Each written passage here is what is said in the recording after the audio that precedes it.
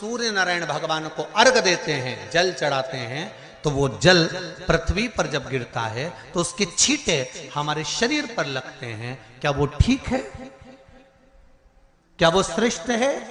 तो शिव महापुराण की कथा कहती है, जब हम सूर्य को अर्घ देते हैं, सूर्य को जल चढ़ाते हैं, वो पानी जब पृथ्वी पर गिरता है, उसके छींटे हमारे शरीर पर लगते हैं, तो वो श्रेष्ठता का भाव निर्मित करते हैं, वो गलत नहीं हो सकता। कारण अब वो भी समझ लीजिए।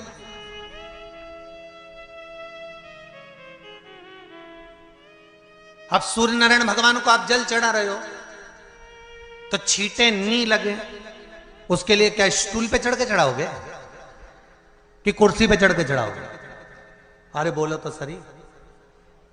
अब कई लोगों के दिमाग में यह बात भरा गई कि हम भगवान को जल चढ़ाते हैं, वो हमारे शरीर में छींटे लगते हैं, जमीन पे से पानी गिरता है, वो हमारे शरीर को छींटे लगते हैं, भगवान को अच्छा नहीं लगता होगा।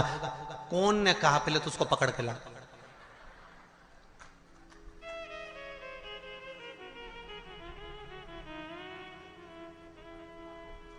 क्योंकि मेरे राम जी महाराज, मेरे भगवान कृष्ण, बड़े बड़े संत, साधु, सन्यासी, तपस्वी, साधक, उपासक जितने भी हुए, जिन्होंने सूर्य की आराधना करी, इन्होंने टेबल पे चढ़कर या कुर्सी पे चढ़कर जल नहीं चढ़ाया, इन्होंने पृथ्वी पर खड़े होकर ही, क्योंकि पृथ्वी तत्व के देव हैं शिव। जब हम मृत्यु लोक पर खड़े होकर, पृथ्वी पर खड़े होकर भगवान शंकर का भाग पृथ्वी तत्व को धारण कर कर जल को हाथ में लेकर जब समर्पित करते हैं, और जो जल नीचे गिरता है वो शरीर पर अगर लगता है तो हमको उसका आशीर्वाद ही प्राप्त होता है, दोष नहीं लगता। पर लोगों ने इसको विपरीत कर दिया। कि कौन ने विपरीत करा? कई लोगों ने इसको विपरीत कर दिया। कौन ने विपरीत करा? तो जो दूसरे धर्म के लोग होते हैं, जिनको हिंदू धर्म से नफरत होती है और जो हिंदू धर्म की पूजन, सेवा, अर्चना को समाप्त करना चाहते हैं, वो धीरे धीरे धीरे धीरे कहने लगे कि सूर्य को जल चढ़ाओगे तो शरीर में लगेगा, शरीर में लगेगा तो दोष लगेगा। इसको कह कहकर घर घर में सूर्य को जल चढ़ाना लोगों ने बंद कर दिया कि आप जल चढ़ाएंगे तो दोष लगेगा, शरीर पे छींटा लगेगा, शरीर को ऐसा लगेगा।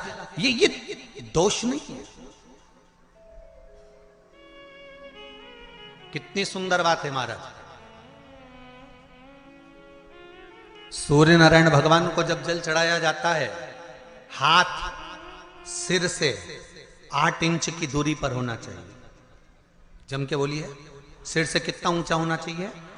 8 इंच ऊपर अपना हाथ होना चाहिए मस्तक से सूर्य को जल चढ़ाते समय।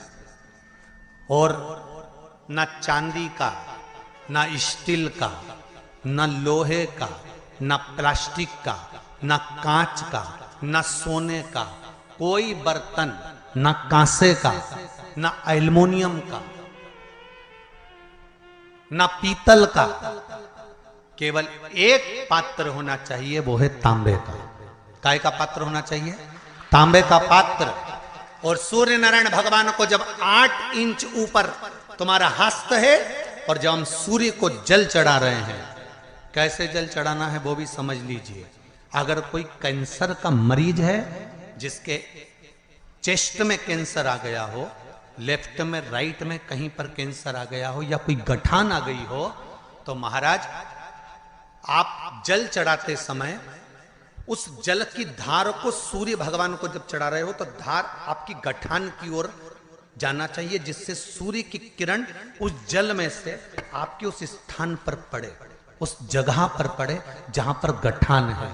महाराज आप लगातार जल तो चढ़ाना चालू करो, अच्छे अच्छे डॉक्टर फेल हो जाएंगे और कह देंगे गठान ठीक हो गई। आपका लीवर और किडनी गड़बड़ कर रहा है, आप प्रतिदिन, आपका स्वास्थ्य गड़बड़ रहता है, आप प्रतिदिन ये ज्योतिष शास्त्र के अंतर्गत, रत्न शास्त्र के अंतर्गत, ये रत्न शास्त्र, ज्योतिष शास्त्र, रंग शास्त्र जो हमारे यहाँ है, रंगों के हिसाब से ये जितने रत्न होते हैं, माणिक हुआ, मोती हुआ, नीलम हुआ, मूंगा हुआ, पुखराज हुआ, ये क्यों कहते हैं ये पीला है, ये सफेद है, ये नीला है, ये लाल है, इसको शरीर में क्यों पहनाते हैं? उसका कारण होता है कि जब शरीर में पहनते हैं, सूर्य की किरण उसमें पड़ती है, हमारे शरीर पर वो कलर का इफेक्ट पड़ता है, उस कलर को शरीर पर लगता है, और शरीर पर लगता है तो हमारा शरीर धीरे धीरे, हमारी जो इंद्रियां हैं वो सही होने लगती हैं।